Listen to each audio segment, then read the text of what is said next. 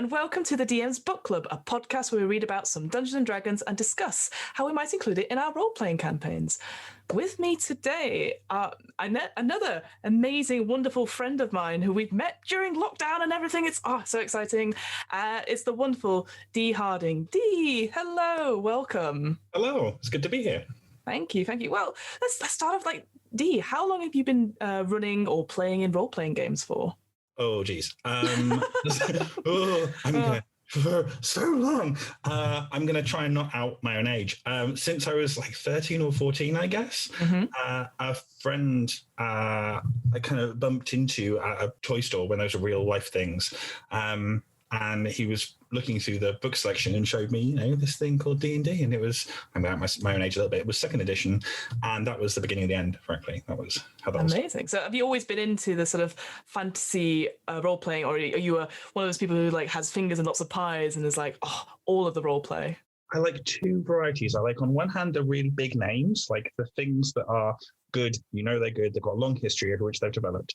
And on the other hand, really left fielders that tend to be cult classics. So I'm a huge fan of Nobilis, which is a little tiny. Well, it's not. The book is enormous, but it's absolutely beautiful. But Jenna Ryan's work is fantastic.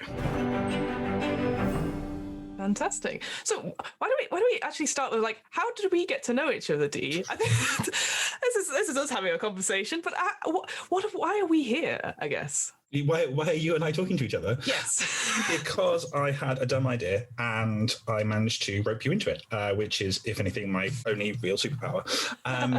So I had this moment of frustration where I realized that, firstly, I'm definitely a forever DM. I get to play some stuff, which is great, but I have too many ideas and not enough willing victims. So I wind up running things forever and ever and ever. Mm-hmm. And I thought, this is not a problem that I alone face. This is a problem that lots of people have. And the other problem that's packaged with that is, even though I love D&D, and even though I genuinely think 5th is one of the best D&Ds there's ever been, no one ever makes it to 20. We never get the full run. So true. So I thought, how can I solve both of these problems at the same time? I know what I'll do. I'll convince 4 people who I respect and think are, really switched on in the community to run what is essentially an exquisite corpse of a D&D campaign, where we'll run a bit and then pass them to the next person and then pass them to the next bit and then so on. Mm-hmm. And we'll get all 20 levels done. Probably we'll get all 20 levels done.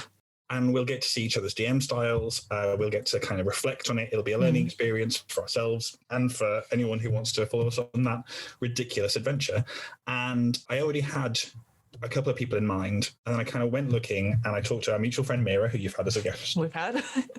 And she recommended you. And I looked at what am I rolling and a bit of the DM's Book Club. And I thought, this is an excellent choice. So here we are. I wasn't fishing for compliments, but I will take that compliment. I'll put it on the wall next to Billy Bass fish. But it's so true. There's, hashtag forever DM. It's one of those things where I think a lot of people, either they just do it because they're like, I want to share this with everyone, and then they never get to play. Or lots of people are like, I really want to play more D&D, but I don't want to because I'm worried or I'm nervous or anything like that.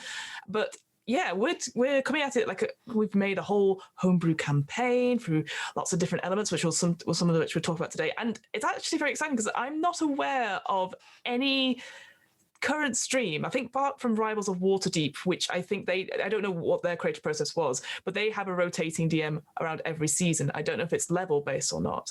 So yeah, I'm actually really, really excited to do this as a project. And I love how you're like, that's my superpower, roping people into projects. My superpower is my weakness, I think, as a superhero, is being susceptible to new projects. Yes. And just getting roped in. Perfect mark. No, there's loads of, now that D&D has become cool, there's loads of streams where you'll see one semi-famous or really famous in some cases kind of DM playing in another DM's one-shot, and you'll see a lot of kind of joint media being produced, and that's really great. But you don't often get a kind of behind the curtain on it, and you don't often get that real, what does someone else do with this material kind of moment where you get to take something on and breathe life into someone else's ideas and see how it runs. So I'm really stoked about it, and I'm particularly stoked about it because I'm last in the line. It's my idea, so I thought I would take the hardest job. So I'm at the very end of the process because I love wrapping things up. I love providing satisfying denouement. And also, I never let my players forget anything, which is something we'll talk about through the rest of this episode, I think, which is both incredibly mean and very rewarding. And I'm hoping that you folks are going to throw out all kinds of trash, and I'm just going to be sat making little notes, and then it'll all come back to haunt you in the final hour. That one line in episode 2, and it's like, oh no, it's back. I can't wait. It's going to be some We've done some prologue stuff, and I've been like, this is interesting. No, I know. You were like, just again for the notes, what was it? And I was like, oh no, someone's listened. No, yeah, it's gonna be. I can't wait for our creative project to bear fruits. But that's not what we're necessarily talking about today. We're not. I mean, we have to do a bit of a plug right at the beginning about Pantheon. Sure. But Dee, what have you brought for us to talk today? The DM's Book Club. What is the topic? Okay, so as before mentioned, I love kind of big name, big ticket, like fantasy D&D style games, and I also like the weird little indies. And I don't think this one's so little anymore. It's got a lot of attention, and rightly so. I would like to talk about Buried Without Ceremony's Quiet Year, which is a wonderful, wonderful little game. And it's a great thing just to play for 3 to 4 hours with your pals outside of any other kind of structure or motive. But where I think it really shines is getting your players to invest in a world and then later punishing them. So I use the Quiet Year as well as a couple of other games, kind of pre-session 0 in my D&D campaigns. And I'm, again, pitch mode to kind of recommend that people do the same. And I'm happy to talk about how and why. Right up front, the Quiet Year says that it's a map drawing game, but that's a out and out lie. There's a game in which you draw a map, but it's a community building game, and it's about kind of balancing off each other's creative urge in a way that slowly draws you into this shared world. And that is gold dust. I have actually ran the Quiet Year for What Am I Rolling? It was me and my friend Sam, because we both had nothing to do on a Friday night other than play video games. And we're like, no, let's do something creative. And again, we actually did it from the map point, because that was what my main draw was. Because I said to Sam, like, you love drawing. What about drawing your own map? And yeah, the deeper we got into it, the only way I can describe it is just like, yeah, you're telling a narrative, but it's the bigger picture. It's not the little scenes per se. And yeah, absolutely magical. And I don't think I've had another game like that since, like a world building game, like you said, like pre-session 0, other than obviously with the Pantheon one. There are other ones out there, of course, but there's just something about the Quiet Year, because it just focuses on this particular sort of this year you have to build this world. So yeah, no, I'm actually really, really excited to talk about it, because yeah, I just remember thinking back to that night and again, I was talking things through and making decisions, and we're like, oh, that was such a different kind of experience to what we would traditionally see as traditional role play. There's something really freeing in the fact that it is 1 year, and also the narrative is really light. So I'm gonna make mistakes here, but bear with me. The rough idea of the Quiet Year is that you're kind of in charge of community, and you've been at war, I think, with some nebulous creatures called jackals who are never explained, never described. Wonderful. And you know that a year from now, you're going to have to face these creatures, this event, this thing called the Frost Shepherds. Again, never explained. Wonderful. I think Dale Kingsmill calls this stuff nebulous and evocative or something like that. And it's that kind of jam. Like the Frost Shepherds are ever present, but you never know who they are. And in that year, you are encouraged to build as much as you can to prepare. So you know that you're doomed, but at the same time, you're trying to build as much as you can. And that constraint, that welcome constraint, is really powerful in terms of creation. Because you don't really have much to start with. It just talks about, again, with the setup. Again, when we did it, we were in person, but again, perfect for online as well, is that you make sure your space is very minimized. Anything that doesn't need to be there, so like your drinks or whatever, or snacks, put them to the side. So again, I can imagine like clearing, if one wants to, clearing the desktop a little bit, having the shared program up, closing down all the windows and stuff, and then just getting ready to play. Why don't you just give us a brief overview about how it works as the Quiet Year? So what do we need to know? What are the key points about it? Okay, so although I mock it, it is a map drawing game, and you start off where you decide what kind of community you want to build, and then each of you kind of goes around the table. I think it's good for 4. I've run it with up to 4 people. You kind of go around the table and you decide what features and what resources you want to put onto the map to start with. And you don't have to be a good artist. Goodness knows I'm not. I'm okay with maps, but I'm not, I'm no one's favorite artist. You assume that the community's got about 60 to 80 members, and you're just putting in one detail piece, you sketch on the map, you put in some resources, you sketch them on the map, and you kind of start looking at the year in terms of 1 week to the next week to the next week. And it's built around a deck of playing cards. There's a thing called the Oracle, which is kind of a table of what each card in the deck represents or means. And you kind of need that side by side. But you split the deck into suits, which are your seasons. I think it's Hearts of Spring and then Diamonds of Summer and so on and so forth. And you work your way through the shuffled seasons. And each time you flip a card over, some event happens. And each person goes in turn and has to deal with that event. They can also start a project.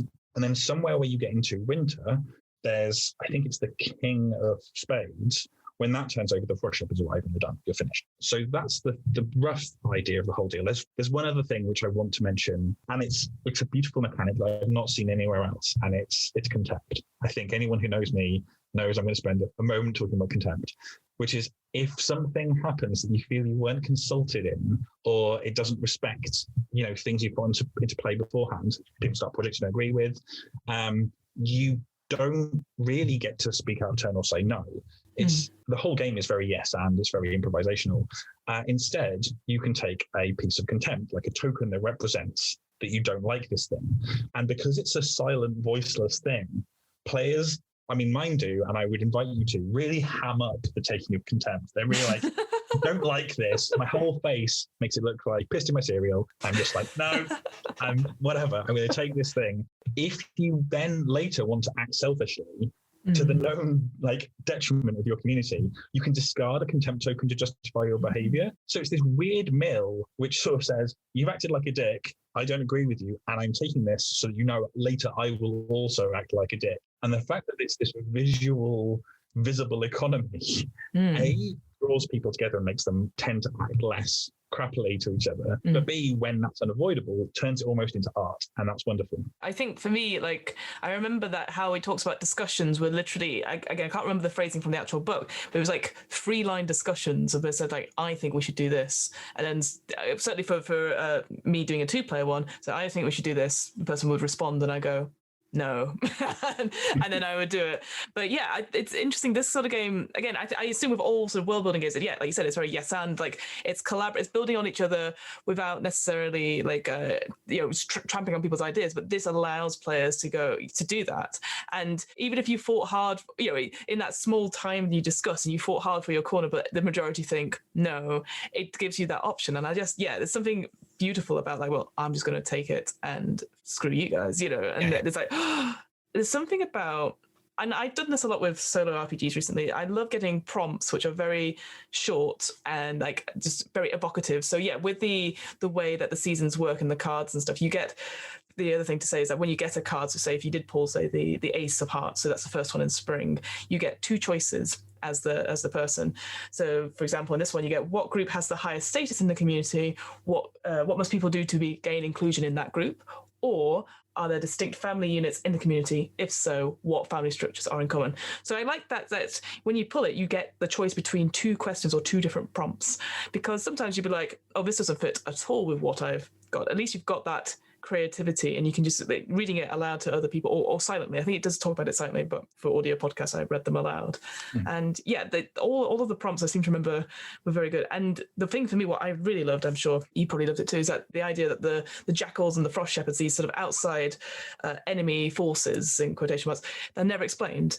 And it was just something I remember when we did pull the frost shepherds came in and then we had to describe what happened, and we were like, well, we don't know. And so we did that. We just were like, these people came back to the community and it'd been completely decimated and they didn't see them coming. And it was such a very, very emotional moment with a lot of red wine. Yeah, a real gut punch when the frost shepherds eventually occur. It's like, oh, crap. Yeah. Which leads me on to this thing where Quiet Year is wonderful to run as a standalone in an evening. But in my opinion, the place where it really shines is if you use it pre-session 0 as a lead into your campaign. For 2 main reasons. The first one is because it's so vague and evocative, that's the phrase. Because it's vague and it's evocative, you can re-theme it as much as you like. And if you're the DM for the campaign, you can kind of lean on the other players and sort of say, okay, this is the kind of community we're talking about. These are the kind of resources we're gonna deal with. And you can start making small choices ahead of play to skew the whole system in a particular place. Mm-hmm. You can replace the jackals with whoever you like, and you can, if you want, replace the frost shepherds with whoever you like. Although we'll come on to that in a bit, I think. Which means if you do all of those things, then it can be anywhere. It can be any community that faces a conflict and has to recover and then has some kind of doom ahead of it. Mm-hmm. And most, not all, but most big kind of D&D style campaigns have that kind of structure in its past. So that means you've got an opportunity to let your players weigh in on the world and build things and introduce things in a very free-form way. Is now a good time? Shall I start rattling on about Yes, my home please. game? Absolutely. Go for it. So tell us about your home game, which you use this in. Sorry, okay. I was entranced by what you were very passionate. So I was like, yes, please. Okay, so my home game is a little campaign called Ruin Heart, and it's designed to do something I've not done before. So my previous game, I think a lot of folks' games, is designed to kind of be epic, is to have that Lord of the Rings type scale, if not content, where you want people to be hanging off of mountains and stabbing dragons and all that kind of stuff. Mm-hmm. So I've done a couple of those, and I thought this is great, and I'm having a lot of fun, but I'm a problem solver and I want to solve a couple of things. And one is, making sure people are invested and want to keep on coming back. And the other is, I kind of feel like a lot of this is it's like Hollywood movie sort of scale evocative. Mm-hmm. But there's a lot of great cinema out there and a lot of great books out there that are like real gut punches, like the end, like when the frost shepherds show up at the end of this game, or kind of really grab you where you live. And I thought, you know what, I want to run a campaign that really grabs hold of my players and gives them a shake, and that when they feel catharsis, it's like a real feeling, like they're like, oh god, okay. So to do that, I need to get them in, I need to get them invested, I need to get them trapped. I don't mean like, I just you want to hook them, yeah, not trapped. I want to hook them in. And the way the Quiet Year helps you do that is by helping your players build parts of your world they feel really invested in. Mm-hmm. And they'll do it naturally. So my version of this, I ran Quiet Year. The kind of scenario was, you're elves, you've come to this world through kind of portals from the place where you live, and you're trying to build an outpost. But the natural world isn't having any of it, and you keep on having to fight it off. You've just lost this big battle. You've got a year to kind of make your community work, and then at the end of it, you're hearing omens and rumors that these things called the frost shepherds will show up, and who knows if you'll survive that. So I kept that part intact. Mm-hmm. So my players play this community of elves, and they introduce all kinds of weird creatures and nonsense. There's like kind of semi-illusory fish who swim through the air, which is awesome. Like weird children who get lost into the woods and then come back changed, bears who have the powers of witches. Like there's all kinds of strange things. And one of the things they decide off the cuff is that elves don't like roofs, and none of the buildings in this community have roofs of any kind whatsoever. Your face is exactly how I felt about it when that happened. Oh no, why? Because obviously the elves are my big bad in my campaign going forward. And it now means that all of my ruins have to have no roofs because they have to be consistent with the rules that are in play. So on one hand, I've got all of this wonderful material, I've got these beautiful fish, I've got these bears, I've got all of this stuff. On the other hand, I have to abide by some of the rules that were set out in this thing. So it's a real give and take. You have to be quite creative with your dungeons when none of them are allowed roofs. But now every time they see a floaty fish, or the one time they've seen one of these bears show up, their hearts are in their mouth. They're like, we did this, we made this. Fairly recently, they came across a monster. So I did one round of the Quiet Year to set up the big bad, to set up the elves in this whole colonization attempt. And then I did a Microscope game to bridge the time period between Quiet Year and when the campaign starts. We'll talk about Microscope in a bit, I think. And I did the Microscope game with different players who are friends of my game. So they really got to stick it to them. They really got to put some things into play that are really troublesome. And one of the things Eva, bless her soul, put into play was unicorns. Eva is a strong subscriber to kind of like dark Polish myth. And these unicorns are horrifying. So my players meet this unicorn, and all of them but one who's lived with Eva in the past are like super stoked. They're like, unicorns, yay, great, wonderful. And the one who is friends with Eva is silent. It's just deathly silent. And these things are made of pure cold, and if you touch them, you will shatter. They are crazy. They're beautiful and white and silvery and have little like flakes of snow drifting around them at all times, but they're also awful constructs that will kill you. Amazing. When you've got that kind of thing in play, and when one of your players knows it, then the joy of it is out of this world. The only time I've had something which is better, I'll have one small more ramble and then shut up for a second. No, go for it. Is in the aforementioned previous campaign, which was the cinematic one, one of my players was also one of my best friends in the town we were playing, so I was hanging out with him quite a lot. And his character had built up this relationship with the local dwarves community, and was super stoked to be investigating them and being more involved with them and all that kind of jazz. And I happen to know Tom's sibling quite well. So this party, they wind up dungeon delving, they wind up in this dwarvish community, and then things start going horribly wrong. Kind of someone shows up with this artifact they've carved and it just doesn't look right. One of the dwarves winds up drowning. All of these things start kind of coming together. And about 2/3 of the way into the session, Tom pales and it's like, what did you say that dwarf's name was? Because I've been just rattling off dwarven names as we go. And I tell him, and he just turns to the rest of the group and is like, we've got to get out. We've got to leave right now. We have to leave. And I've never seen a player be quite so terrified. And the reason he was terrified is because I got their sibling to steal their Dwarf Fortress files. Ooh. So they were playing inside their own Dwarf Fortress instance, and they knew how bad it was going to get. I love it.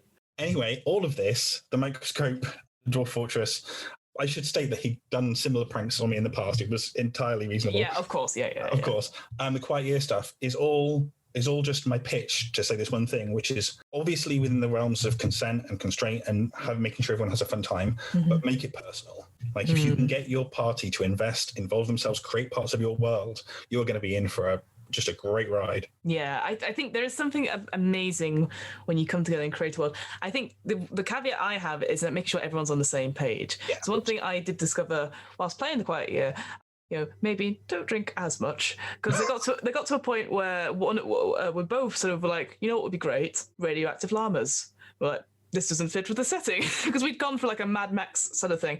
But it then became very much the sort of a Welcome to Night Vale sort of thing. So, and then there's just like that creeping sense, you look up in the tree and there's all these llamas there standing looking at you, and you're like, well, that's terrifying. Yep. But I guess it was because when we introduced it, it was just like, I can't think of anything llamas, which is a very improv thing where you got just say the first thing in front of your face. So I guess for me, like I love that sort of thing that happens to me in games when I notice something and I go, this is not right, something's wrong, and I'm trying to work backwards. And again, I will tell my own anecdote here, where we'd been tricked once before by this big bad who can change their skin, and there are changeling. It got revealed later on, and spoilers, I died and was playing a different character, and we were talking to this other one who said, well, we need to find out this murderer, and I was like, this person doesn't normally talk like this, and I was like, can I there's something off, can I roll whatever? And I rolled poorly, and I was like, shit, and then I sat there going, it's not this person, and I'm just there going, because it's happened to us before, and I can't tell people out of character.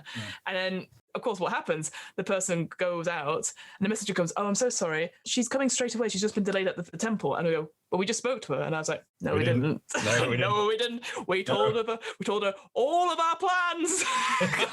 And now we're screwed. And now we have to run after her and kill her. So, but yeah, it's a different way of doing it. Because again, you have that stuff at the beginning where you could like do, what's your connection to your other characters? Is there a bond? Is there a relationship and stuff? So, but that's very sort of interpersonal party, which you can do. But I think something on the world makes them instantly engageable. Because sometimes I think people just go, oh, this world's nice. It's like, I like what you've done. I like walking around in it, but I don't, maybe there's that point where I trash it, either on purpose or accident. And people are like, I don't. Making problems on purpose. Usually on purpose. Yes. But I think it's such a nice thing, because then you have, like you said, it's like giving that ownership to people and say, look, oh, I created that. Holy shit. It's, such a wonderful feeling. Yeah, it is astounding. And even the things where you've not quote unquote won there, even where you've taken on something and you're like, oh, I've got to, even when your elves hate roofs, then you still, as your players watch you wrestle with that and make it work, then they're invested. They've got that emotional connection. They're like, we did that to them. Like, we made their life hard in this way. And it's only right that we now see how it plays out. So there's a lot of buried towns. There's a lot of towns which, used to be on the surface and are now mountains have fallen on top of them, or overgrowth's come over the top of it, or whatever. But every time they enter a new old elven town that has been somehow dragged beneath the earth, at least my dwarven player, who's like, we probably did this, super stoked. Oh, amazing. Yeah, I gotta be honest, as soon as you said that there's no roofs, it just reminds me of that joke of like Sherlock Holmes and Watson like staring up at the sky and goes, what do you think's happened here, Watson? And Watson reels off all these things and he goes, no, Watson, someone's stolen our bloody tent. So that's what all I can see. It's very, very good. I've got a couple of other bits and pieces that came back around. So the whole children wandering off into the woods and coming back thing, that made its way into our halflings. In Ruinheart, the deal with the halflings is it's very bad luck to confront a halfling and tell them they're halfling. The thing you have to do, like the social compact, is to never mention it and just to welcome them into your communities like they're perfectly normal and everything's fine, and never mention it and everything is cool. Ooh. And obviously you set this thing up that is an absolute standard in D&D. Like everyone does welcome halflings. Everything is cool. They're perfectly fine in the communities. But the minute you make it explicit, everyone's like, no, wait, something's going on under the hood here. Something weird has happened. And when your players have previously set up this rule about children walking into the forest and coming back and weird, then they get to fill in the gaps around that. They get to be like, A, we did this, and B, kind of we feel like we've got some involvement here. Mm-hmm. So if you as a DM then want to turn around to your player who's playing your halfling and be like, what did happen? Like, well, the rest of the pie aren't there. Tell me what you think occurred. Like, give me your theories on it. And you don't have to take that stuff as gospel because they're a character and they've got ideas and opinions on where they come from. Mm-hmm. But it's just yet more fuel. And the more that you use that came from them, the more attached they will be to that idea. Very Twilight Zone. I love that. Like nobody mentions it, but if everyone's like, The spin-off reminds me of there was somebody, and I'm sure you saw this as well, where somebody had a module that they were running them through, and they were like, a lot of this is a lot of the people in power. It's just a lot of male characters, so I'll just gender flip them. So there was only one male character, which was like the blacksmith's husband, and the players were like, no, what have they done to you? Where are all the men? Because obviously it feels weird, even though it isn't. Yeah, it completely, it just so happens like actually we'll just change it. And it, obviously nothing was untowards or nothing to that. And that's what I love is like having stuff like that where there isn't untowards, but having, again, is that sort of thing where consent and obviously manipulation, all that sort of thing is, but I love it because it's that weird sort of player paranoia which we all have, and you're just playing off it. And like I still second guess stuff. Like recently we've had a huge big battle which we barely won, and then there was an off-screen battle with another big bad and destroyed, and the person who said yeah they've been destroyed, and I'm there going, I don't trust my ally anymore. I'm just gonna not, and I'm like, I'm sure it's fine. I'm sure, like, why wouldn't it be fine? They're a big ancient dragon. They could have handled this. And I'm like, no. We've been burnt too many times by this fire. Before this whole process, it's really classic fantasy writing in some ways. It's set up rule, then violate rule. And as long as the bounds in which the rule works and you not respecting that rule, everyone's comfortable with, as long as you've discussed so also at my table we have like veils and limits and all of the kind of safety toolkit stuff you would expect that's just really priceless. Once you've got that boundary set up, like we can't have any spiders, we've got an Australian player, that's fine. That's entirely reasonable. Once you've set those boundaries up, then, create rule, violate rule, but as many of those rules as possible, get your party to create them. Yeah, definitely. Like one thing I started doing, boundaries and foundries. So yeah, you do the lines and veils and stuff, but foundries is something that you want to happen in play. It's come from improv. So like for me, I don't know how you feel as a DM, but I love challenges. Well, actually, you probably love challenges. Well, like elven houses without roofs. Yeah, how do you call it? Like I love being told I need to do a rap album or to read from my own work, a work in progress novel. And I'm like, of course, get ready. Here it comes. All that sort of thing. I absolutely love those challenges, and that that's what the one I always use as my example. But I would be like, it could be as big or as small as you want. So one game I ran recently, Slick Blaster, there was like, oh cool, sick wipeouts, rival teams, and then someone was like, fanny packs, and I was like, do you mean bum bags? And they went, yes. What is that word? And Americans now, and introducing bum bags to people has been a great concept. But the fact, you're like, oh yes, and you reach into your bum bag and you pull out your laser, and they're like, yay! It's just that delight that they've got to have a bum bag in a silly sci-fi teenagers going to other universes via skateboards. That's spectacular. the yes no veils limits thing takes us neatly into Microscope, which is the other game I mentioned briefly. Yes, please. So tell us what is Microscope then? So Microscope is one of a whole swathe of games from someone. I will put a link in the. You will put a link in the. I can do. They are Ben Robbins. Thank you very much. I'm terrible with names. Has a whole swathe of games that are about kind of digging into the bits of kind of tabletop and fantasy that you don't normally dig into, or you don't normally have a mechanism to do so with. And Microscope is a way of laying out histories for settings and just events. And it starts up with this yes-no process, like things you definitely want to see, things you definitely don't want to see. And then you build kind of eras, scenarios, and periods, events, and scenes. Yeah. As you go along, that can be light or dark in nature. And it's another one of these games where if it's not your turn, you don't get to respond directly to what's happening. You get to respond in your turn, which means that when you've got, agency, you've got all of the agency, which is kind of a bit dizzying and super empowering and lovely. But also when you don't have it, you're a bit like passenger in the car, like you're going along for the ride. And it means that Microscope games go off the rails really quick, that lots of things show up that you didn't expect to happen. In our Pantheon one, Mira introduced, I won't spoil it too much, but like babies in a way that I did not see coming at all. I don't think any of us saw it coming. Nope. And now we're bound to that rule. We're going to have to figure out how to use it. Great. So it goes left field real fast. And you wind up with a really rich, dynamic history very quickly. And when you get down into the scenes part of it, you can wind up with these beautiful little parts of role playing that inform you about the kind of world you're in.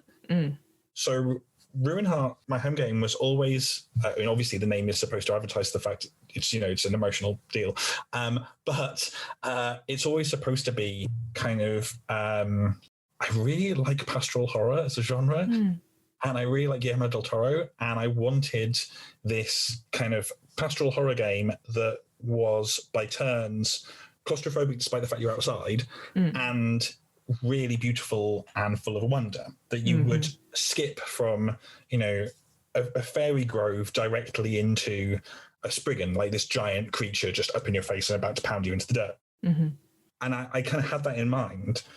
But we went through this Microscope game, and one of the scenes was a British-style bake-off with magic. Oh my God, yes. So it turned this very pastoral, slightly horrifying game of wonder into something that was actually a lot more rural and a lot more kind of small magics, hedge magics kind of style. You don't get that unless you drill down into these scenes, and you don't get it unless you really invest in it for a hot minute.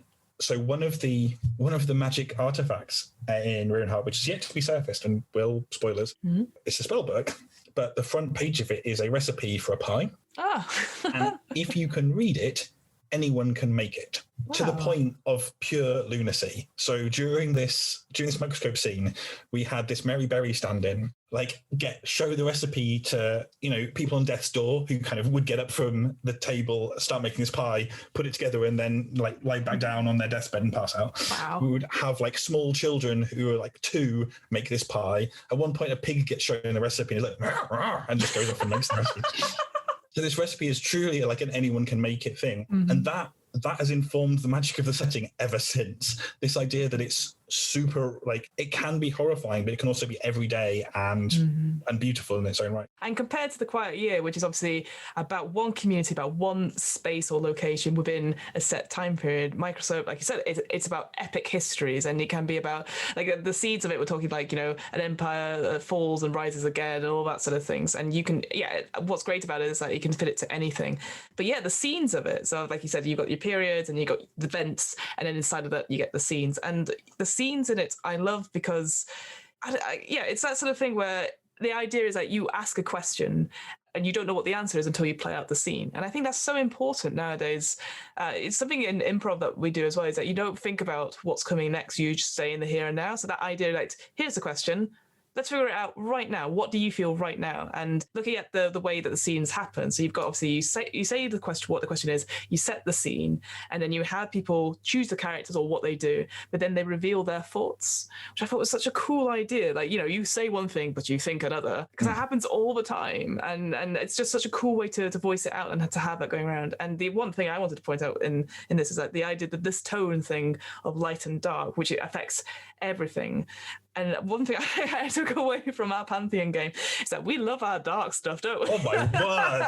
What the hell? I guess because I don't know what it is. I think, like, I'm always that person who's like, yeah, I produce really cool content that's like, yeah, positive. And then I'm like, oh, but maybe they mean this instead. It's a hidden agenda. And, oh, it's dark after all. And you were the darkest of all of us. I think I was. You were the one who put the most dark stuff into play. I know. And yet John, who comes across as being hyper sinister from time to time, is an absolute sweetheart. Yeah. And all of this wonderful, heartwarming. You can't tell. When you step into a game of Microscope with someone, you don't know whether they're going to lean, which way they're going to go. Yeah. I was surprised. I was genuinely surprised. Oh, yeah. And I think another difference between The Quiet Year and Microscope is that there's a big sentence in the Microscope game, which is that you build on each other, but the way it's laid out is that you don't collaborate. Because, like you said, you go, well, it's my turn. I'm saying these things. And people can go, cool. I think in our game, because obviously we were learning it for the first time, certainly it was the first time I'd ever played Microscope, it was quite helpful to just be like, is this what I'm supposed to do? And you're like, yes. And that was helpful. Or I can't think of ideas. And then someone would say, you could think this. And you're like, okay. And then you switch your own twist on it, which I think Mira did quite a bit, which I was like, oh, God. Very advisory, though. And you are given license to completely ignore or not. Yes. One other thing I'm just going to say about both of these games is you can run off with the content you generate, which is absolutely what I've done with UrsaRyan, but you can also run off with structure. And I think that's something that is done less frequently, maybe. So UrsaRyan is organized in 3 seasons in the same way that The Quiet Year was organized in 3 seasons. An almost kind of like TV show-esque in a way. So there's it starts in spring, then summer, then autumn. Each season has its own different feel and tone, and the cards you pull in Quiet Year, all the spring season, they're often about building, they're often about kind of developing stuff. The summer is often about things kind of coming to fruition, and then the autumn is things coming back, which you maybe didn't expect. So you can build it like that. So you can run off with Quiet Year's structure and import it directly into a long-running D&D game, no problem, can recommend. But also, what we've done is separate each of the seasons by 10 years. Ooh. So my players started off as 10-year-olds in spring, which was you have to set some rules up. So when we did that, I did a lot of kind of early conversation with my players. It was like, are you comfortable with this? We're going to run it like an Enid Blyton adventure. We're going to run it like you're the famous 5 and nothing truly bad is going to happen to you. No one's going to die. Like nothing crazy is going to happen. If you enter a zone that is dangerous, I'm going to kind of give you a big like danger warning. You can back out if you want to kind of situation. And any bad thing that happens will only ever be the consequences of your actions, not anybody else's. So you get to really take a lot of things off the table. Like no one's getting... There's no power dynamic with adults in the game because they're pretty much absent. Like all good like kids' adventures. I was going to say, mum is in the kitchen somewhere. Right? They're always somewhere else. So you really have to set that up. But then you can do this like Enid Blyton style adventure. And then the spring, which is what we're currently trying to wrap up, you're all about 20. And the rules change slightly.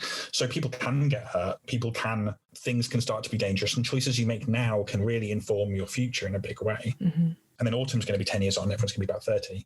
And as we go through, the themes will change from kind of exploratory and, friendship is magic and all that kind of jam, through to kind of really finding your way in, like learning who you are in spring, through to kind of dealing with the consequences of your earlier actions. And obviously in autumn, you can die.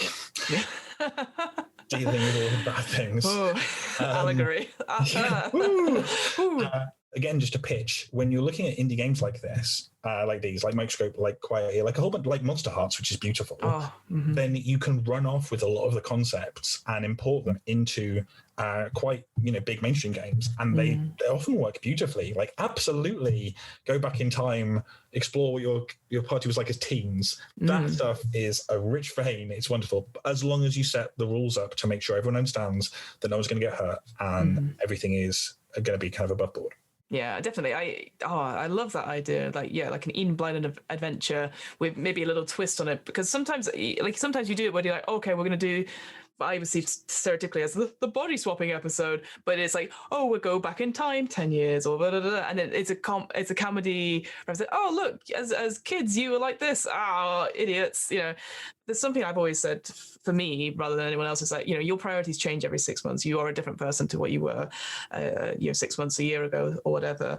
And yeah, playing a 10-year-old, any of my D&D characters would have been awful, but it'll be fun. But again, because of the way I've imagined what the backstory was, again, any flashbacks or anything like that, I think like I would enjoy playing it, but I don't know if anyone would want to watch it.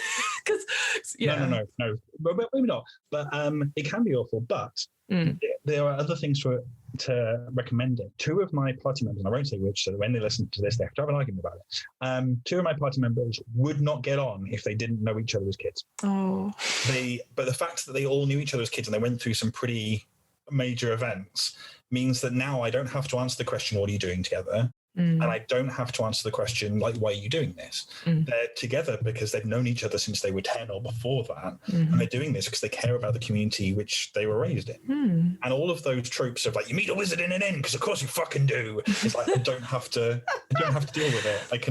I have written adventures based around that trope, but you don't have to deal with it when you've got this rich world that everyone's invested in and you've got backstory that has been. Actually, one last thing on this. I have a pet peeve. And this is going to make me wildly unpopular amongst basically everybody, but never mind. Do it. Character backstory handed to a DM in 2 to 3 pages isn't worthless, but I'm going to go through with a yellow marker and highlight like 6 words, and I'm going to take them forward. And that's all I'm going to do. And yes, I want you to feel invested and involved, but player backstory acted out on screen is 10 times as valuable. And rather than I think this is why the session 0 idea is its time has come, is because those 3 pages of backstory you get handed, you're like, well, this is cool, but like you don't care about it this much. No. Like even you don't really care about it to the point where you'll throw yourself into a chasm for it. Whereas if you play that stuff out as kind of 10-year-old like Volum the dwarf, then maybe you would throw yourself into a chasm for it. Like you get a lot more emotional investment.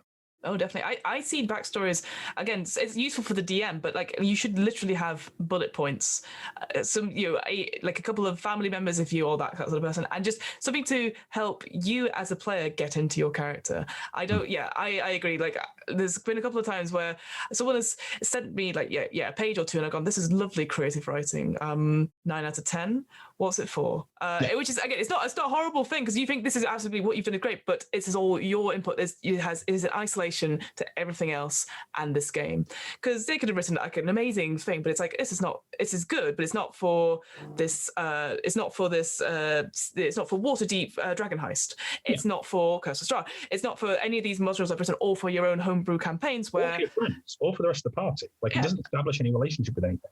Yeah, and exactly. That's the thing you need, is the relationships and stuff. Yeah, and I think that's going back to it. Yeah, like the thing with the Microscope game and the Quiet is that you have that opportunity because then you've already made links with your players creating this world. It's like, okay, now to take that on to player backgrounds and stuff. So yeah, absolutely. I think the only thing I was going to add is that one thing I love about having games like this, having the prompts and stuff, is that you can get prompts for anywhere. So obviously, as we said before, you can change all these things. One thing I've discovered, and you probably do know about this, Steve, but in one of my writing classes I did, there's the oblique strategies, which is like a set of cards, like 40 cards that you just take one and it'll have like a phrase or a word on it, and then that will be your writing thing.